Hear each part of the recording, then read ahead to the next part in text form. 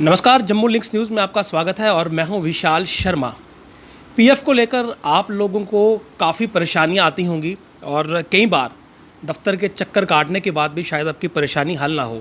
बहरहाल मेरे पास आपके लिए एक अच्छी खबर है कि पीएफ को लेकर अब जो ईपीएफओ है उसमें कुछ बदलाव किए गए हैं। पहले जम्मू कश्मीर था, धारा 370 खत्म हुई और अब जम्मू कश्मीर जो ईपीएफओ है या जो जेके है अब उसे सेंट्रलाइज आपने तो किया गया है। मेरे साथ मौजूद है पीएफ कमिश्नर रिजवानुद्दीन।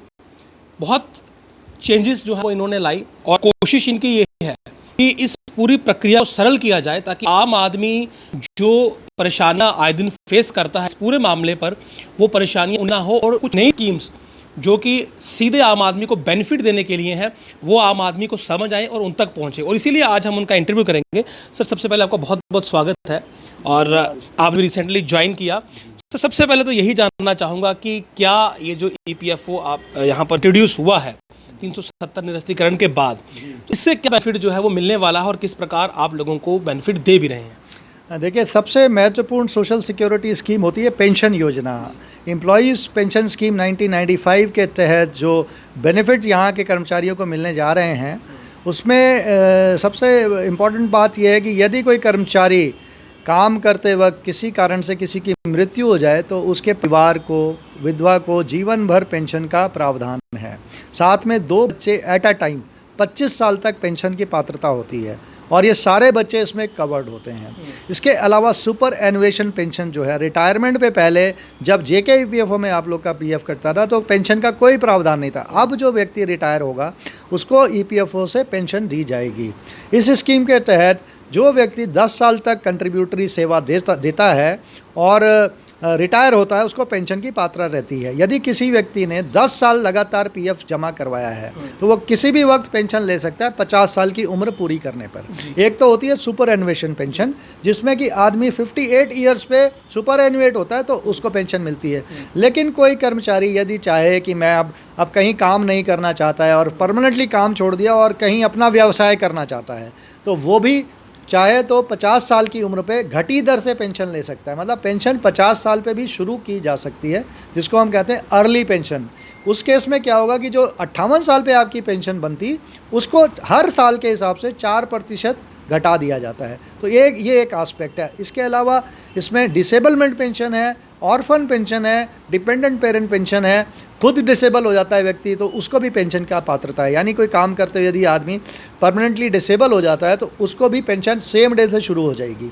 और डेथ केस में यदि आपने केवल 1 दिन का भी पेंशन कंट्रीब्यूशन दिया है उसको पेंशन की पात्रता है। कई हमारे कर्मचारी ऐसे दूसरे स्टेट्स में जहां मैंने काम किया है 4 घंटे काम करने वाले व्यक्ति को भी पेंशन की पात्रता रही और विधवा को लगभग 28,000 पेंशन हमने खुद अपने हाथों से रिलीज़ की है। तो ये एक बहुत ही नोवल सोशल सिक्योरिटी स्कीम है जिसकी पात्रता सब कर्मचारियों को। तो मेरा अनुरोध जम्मू कश्मीर और लद्दाख यूटीज़ के कर्मचारियों से हैं कि वो जब नौकरी छोड़ते हैं तो पीएफ तुरंत लौट निकालने की प्रक्रिया ना करें, जो कि यहाँ पे टेंडेंसी मैं देख रहा हूँ। पीएफ को अपने ट्रांसफ़र करवाएं। जहाँ भी नए संस्थान में जाते हैं वहाँ ऑनलाइन ट्रांसफ़र की फैसिलिटी हमारी अवेलेबल है। बस उनको करना क्या है कि अपना यूनिवर्सल अकाउंट नंबर को आधार और बैंक पासबुक से लिंक करें और केवाईसी अपडेट कर लें अपना, जिसे केवाईसी कहते हैं। जब ये लिंकिंग हो जाएगी तो व्यक्ति अपने सारे क्लेम खुद ही प्रोसेस कर सकता है। ऑनलाइन उमंग ऐप के थ्रू भी काम कर सकता है। बाकी हमारा social media EPFO social EPFO और ईपीएफओ जम्मू ट्विटर हैंडल पे आप हमें फॉलो करिए, हमें देखिए। हमारे सेवाओं के बारे में बहुत सी जानकारियां वहां मिलेंगी।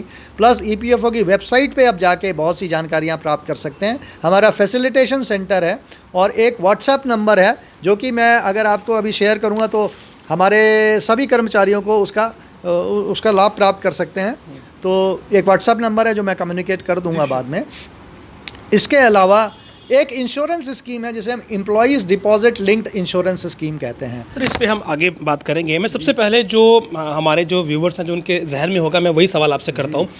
अब क्योंकि ये ईपीएफओ आया है, जो आपने बेनिफिट बताया बहुत अच्छे बेनिफिट है, लेकिन क्या इनको लेने के लिए जो एम्प्लॉयज़ हैं उन्हें भी कुछ अपनी रिकॉर्ड्स में एक बदलाव करना होगा, या आपको आपके पास आकर कुछ नया अप्लाई करना होगा, कुछ नए फॉर्म सबमिट करने होंगे, या फिर बाय डिफ़ॉल्ट ही जो है वो उन्हें ये बेनिफिट मिलेंगे? नहीं, कोई उसमें नया कुछ नहीं करना है, बस उनको अपना आधार को अपने यूनिवर्सल अकाउंट से लिंक करना है। मेरा ये गुजारिश है कि सभी कर्मचारी अपने आधार नंबर को यूनिवर्सल अकाउंट से लिंक कर लें और बैंक अकाउंट अपडेट कर लें, तो उनको सारी सेवाएं सीमलेस तरीके से ऑनलाइन तरीके से यहाँ पे दी जाएंगी। कल मैं आपको बताऊँ, रविवार था और जो हमारे पास दावे आए हुए थे, लगभग 3000 दावे पेंडिंग थे, उसको हमने समयबद्ध तरीके से करने की एक योजना बनाई है अभी, क्योंकि यहाँ सिस्टम्स अभी अपडेट हुए हैं, कंप्यूटर्स, अभी नया स्टाफ आया है यहाँ पे, अभी बहुत ज़्यादा कर्मचारी यहाँ पे हैं नहीं पूरे, लेकिन नया ही कार्यालय शुरू हुआ है। तो मैंने और मेरे RC2 जो हैं क्षेत्रीय आयुक्त, उन्होंने मिलकर कल हमने संडे को एक प्रयास किया और रिव्यू किए गए जो भी लौटाने वाले केसेस थे, उनमें सब में छोटी छोटी कमियां थी और लगभग 70 ऐसे क्लेम थे जिनको कि हमने छोटी छोटी कमियां टेलीफोन पे लोगों से बात करके, उनके एम्प्लॉयर से बात करके, व्हाट्सएप पे डॉक्यूमेंट्स मंगा के उसको प्रोसेस किया, और ये 70 के 70 क्लेम, लगभग सभी क्लेम वापस से हमने डीलिंग हैंड को भेजे हैं कि वो उसको प्रोसेस करें, मतलब कि वो लौटेंगे नहीं, अब क्लेम उनका सबका समाधान होगा। और ये लद्दाख, श्रीनगर और दूर दराज कश्मीर के इलाकों से प्लस जम्मू के सभी जगह के लोग थे जिनको कि बेनिफिट होगा। टेलीफोन के ज़रिए हमने सेवा दी, ये मेरा प्रयास था ताकि मैं फील कर सकूं कि काम हमें क्या कमियां हैं यहाँ पे काम में, वो सारी चीज़ें। और एक कम्युनिकेशन भी गया हमारे कर्मचारियों की, वो क्योंकि लौटाए ना, मेरा सबसे प्राथमिकता यह है कि क्लेम रिटर्न रेशियो हमने बहुत कम करना है अपना। सर, इसी बात को लेकर लोग जो है वो हमेशा शिकायत करते रहे कि PF ऑफिस आप जाएंगे, आपका काम नहीं होगा, और कुछ लोगों ने ये भी कहा कि वहाँ पर बिना पैसे दिए जो है वो काम नहीं होता है। अब आप आए हैं तो ये बदलाव क्या देखने को मिलेगा कुछ? ये JK EPFO की आप अनुभव आप बता रहे होंगे कि पुराने हो सकता है पॉसिबिलिटी। यहाँ पे मेरा एक ज़ीरो टॉलरेंस का पॉलिसी रहेगा। मैं जितने दिन भी यहाँ पे कार्यरत हूँ, आपने खुद देखा होगा कि जब आप आए होंगे तो मैं PRO में खड़ा हुआ था, मैं बैठा भी नहीं था, और मैंने 2-3 लोगों को अपने लगाया हुआ था वहाँ पे क्योंकि भीड़ थी, और सबके डिटेल्स मैं खुद नोट करता हूँ। एक आपको मैं अभी नोट शीट्स दिखा भी सकता हूँ जिसमें मैंने करीब 10 पेज मैंने ऐसे नोट किए हैं कल, वो सारे नंबर्स मेरे पास हैं। तो किसी को घबराने की ज़रूरत नहीं है। मेरी एक्सेस मीडिया के थ्रू और वैसे भी फ़ोन नंबर और व्हाट्सएप नंबर के थ्रू, मेल के थ्रू, सोशल मीडिया के थ्रू आप हमें अप्रोच करिए।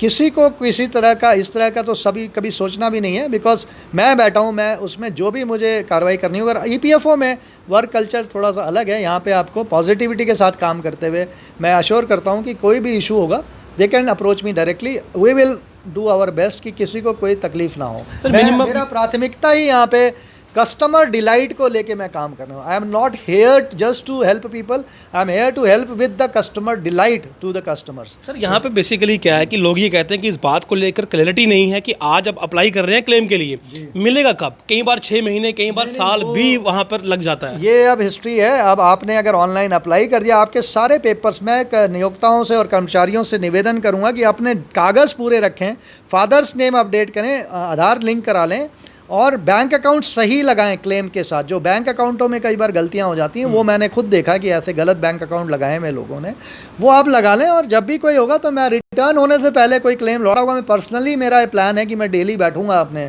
कमिश्नर्स के साथ और मैं उसको वापस होने नहीं दूंगा। तो ये है कि अब एक बार अगर आपने क्लेम कर दिया, हमारे व्हाट्सएप नंबर पर आप जो है कम्युनिकेट कर दें, तो मैं आपको सवाल ही नहीं होता कि क्लेम ना हो। It will be done within 2 to 3 days। अभी थोड़ा टाइम लगेगा, फिर we will try to do its on same day also. एक सवाल और है लोगों का, आम जनता का, कि बहुत सी कंपनीज ऐसी हैं कि जो PF जो है वो एम्प्लॉइज़ को उसका बेनिफिट नहीं देती हैं, तो क्या आप उनको लेकर भी कुछ एक्ट करने वाले हैं कि क्या कुछ रेड गए हैं या कुछ ऐसी कंपनियों का अता पता आप लगवाने वाले हैं कि जिनके पास एम्प्लॉइज़ हैं, कर्मचारी हैं, लेकिन वो PF का जो बेनिफिट है वो अपने कर्मचारियों को नहीं दे रही? देखिए, इसमें हमारा मैकेनिज़्म ये होगा कि हमारे पास कोई भी अगर शिकायत आती है, हमें कहीं से जानकारी मिलती है, तो मैं पहले फैसिलिटेशन के माध्यम से काम करूंगा। I will facilitate compliance through communication.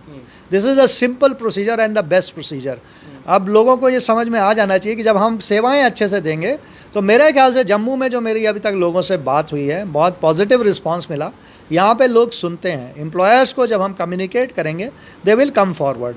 उसके बाद जब हमारा सेक्शन 13 का यहाँ नोटिफिकेशन हो जाता है EPF एक्ट का और सेक्शन 14 का, तो उसके तहत अगर जब हम इन प्रयासों से भी काम नहीं होगा, तो जहाँ आवश्यकता होगी, कंप्लेंट्स अगर हमारे पास है विद एविडेंस, अगर कुछ मेरे पास मिलता है तो हम बाद में उस पर भी कार्रवाई कर सकते हैं। लेकिन पहला मुझे जो लगता है वो कम्युनिकेशन से ही काम हो जाना चाहिए, लोग आगे बढ़ेंगे जी। तो यूजुअली अगर सभी डॉक्यूमेंट्स लगाए हों इन अ प्रॉपर चैनल, अगर आप अपना क्लेम जो है अप्लाई करें, कितना समय लगता है एक क्लेम को सेटल होने में? एक क्लेम तो नॉर्मली जो है हम सेम डे भी कर देते हैं, और डिपेंड्स कि 2 से 3 दिन में क्लेम प्रोसेस होकर पेमेंट हो जाता है। लेकिन क्योंकि वर्कलोड अभी हमारे पास बैकलॉग है काफ़ी, बीच में लोग नहीं आ पाए थे और क्लेम्स का फ्लो ज़्यादा है, तो उसमें मैं 3 से 4 दिन 5 दिन में हम लोग वी विल ट्राई कि अभी जो भी मैक्सिमम कर दें। मतलब मैंने अभी जो लंबी पेंडेंसी थी उसको कम करने के लिए निर्देश दे दिए राइटिंग में भी, और हम पर्सनली भी मॉनिटर कर रहे हैं। स्टाफ की भी शॉर्टेज है? हाँ, स्टाफ की थोड़ी शॉर्टेज तो रहेगी, लेकिन वो सब चीज़ें तो चलती रहती हैं, लेकिन we will manage it through, हम शिफ्ट्स में काम करा के या लोगों को शाम को रोक के और इस तरीके से भी काम कराएंगे। पर डिपेंड्स कि अब देखते हैं आगे क्या क्या कर पाते हैं। आप जिस विभाग पर आए हैं, लोगों की राय ये है कि इस विभाग में टाइम बाउंड मैनर में कुछ नहीं है और कर्मचारियों की शॉर्टेज तो हमेशा रही। तो आज तक जो है, मतलब एक अगर आप कहें कि गुड बुक्स में शायद डिपार्टमेंट का नाम कभी नहीं आया, तो आपको उम्मीद है कि आपके आने के बाद इसका जो नाम है वो वाकई में गुड बुक्स में आएगा, लोग जो है वो ये कहेंगे कि यहाँ पर काम होता है? नहीं, मैं आपको फिर से बोलूँगा, आप बात कर रहे हैं डिपार्टमेंट बोलेंगे तो JK EPF बोल रहे हैं या EPFO, ये अंतर है दोनों में।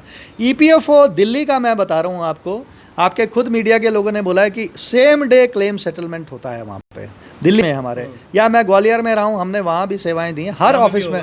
यहाँ पे भी डेफिनेटली होगा, अगर नहीं होगा तो हम उसके लिए प्रयास करेंगे कि उसको और सुधारें। क्यों नहीं होगा? We are here to help people, और टाइम से काम होगा। अगर गड़बड़ होगी तो जो भी कमियां होंगी उस पर जो भी एक्शन बनता है वो हम एक्शन भी लेंगे। केवल ये नहीं है कि मैं खाली आपको बोल रहा हूँ, अगर कहीं कोई गड़बड़ मिलेगी तो उसको सुधारा भी जाएगा। इंश्योरेंस को लेकर आप कुछ बता रहे थे? हाँ, इंश्योरेंस में ये है कि इसको कहते हैं employees deposit linked insurance scheme, जिसके बेनिफिट प्रोपोर्शनेट होते हैं with the balance in account of PF member.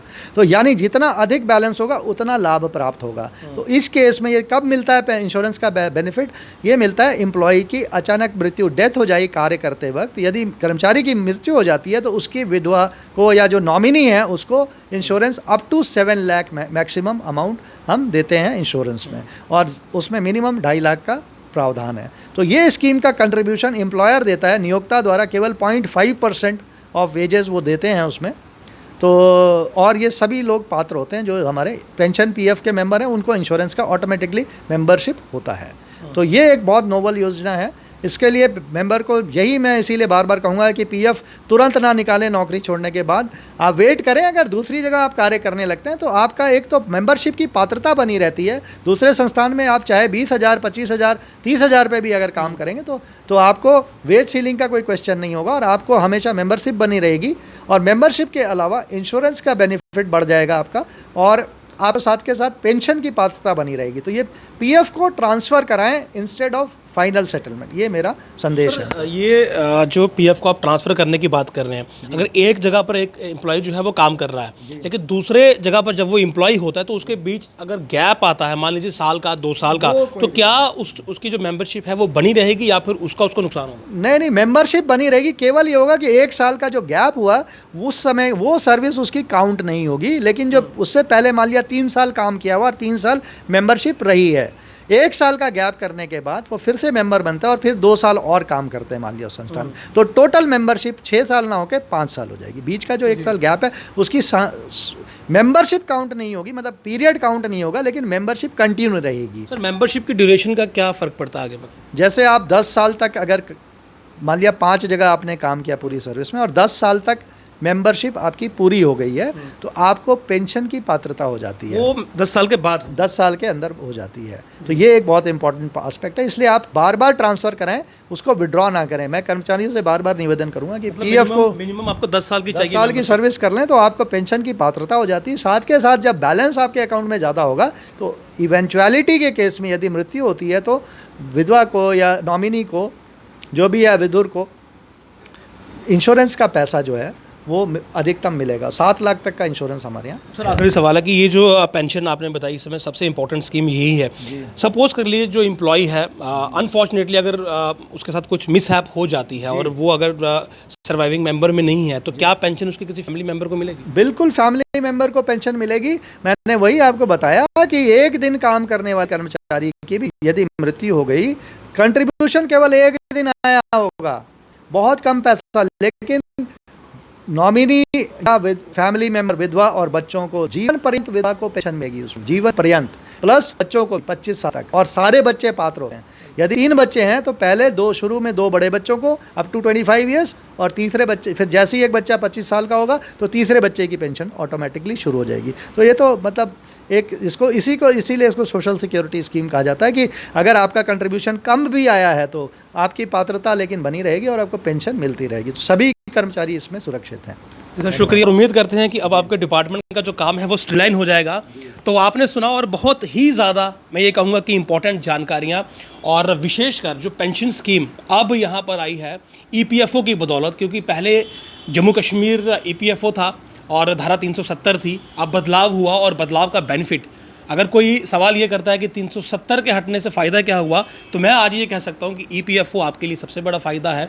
Pension scheme आपको मिलेगी, और मात्र अगर एक दिन भी काम किया होगा जिस प्रकार इन्होंने बताया, आप उस बेनिफिट के जो है वो अधिकारी हैं और वो बेनिफिट आपको मिलेगा। इसके अलावा जो इस दफ्तर की जो वर्किंग है, जम्मू की बात करूं तो हर कोई परेशान है कि यहाँ पर काम नहीं होता। बहरहाल अब नए कमिश्नर आए हैं और उनका दावा है कि बदलाव होगा, एक दिन में क्लेम सेटल होगा, और किए भी हैं और यहाँ पर आगे भी करेंगे। उम्मीद करते हैं कि इनकी कही हुई हर बात सच हो और आम लोगों को, आपको जो है वो सीधे तौर पर फ़ायदा मिले। और जिस प्रकार इन्होंने कहा कि PF विड्रॉ करना जो है वो अवॉइड करें, आप इसे ट्रांसफ़र करें और लंबे समय तक 10 साल की अवधि तक आप मेंबर बने रहें ताकि आपको सभी बेनिफिट मिले, तो इस बात को भी आप ज़रूर अमल में लाएं और यहाँ इस EPFO से जो है वो अधिक से अधिक लाभ उठाने की जो है वो कोशिश करें। नमस्कार।